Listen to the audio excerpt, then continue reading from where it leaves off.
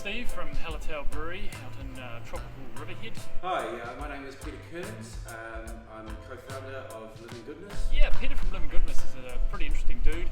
He's a bit of a fermentalist like I am, except he ferments vegetables and I tend to ferment beer. We were very lucky to have an email from Steve. We're just very interested in using our juice in one of their beers. I said we should combine products and make something interesting. As a lover of beer myself, this was too good to be true. Coming up with the concept for the beer was reasonably straightforward. I had some pretty good ideas. I don't know how many friends of mine said, Peter, what about a probiotic beer? We sort of got together with Peter, tried some of his stuff, tried some of our stuff. This is where the magic happens. This is the sauerkraut factory, potentially New Zealand's largest bacteria farmers. So this is our little lab. This is where all the craziness gets sort of managed into a usable format. He was saying that the Gose beer is becoming very popular. It's a very old German style of beer. It tends to have addition of salt and has a nice sour component.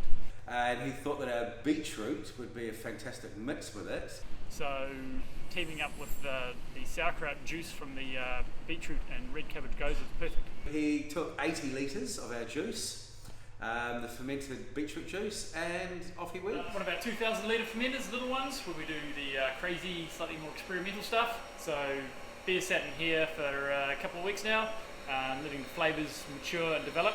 It's actually really quite nice. Yeah. This one is really cool because it's basically a triple fermentation, which you don't see very often. Peter ferments his cabbage and beetroot first. It sits in here. This is our fermentation room, 21 degrees, and this is where it sits for 2 months, doing its magic. You know, the Germans made the sauerkraut, Kiwi ingenuity, light number 8 wire. We've got HeartBeet Kraut and beer. Those 3 fermentations give it a massive level of complexity, make it texturally just amazing. But not only that, the good bacteria lives on the sugar, so clearly it's eating the sugar in the beer. So bringing 2 worlds together, probiotics and beer, hey, brilliant. But what we do at Hallertau is really push the boundaries out a little bit and really change what people perceive as beer. Cheers, guys. Cheers. Wow. Cheers.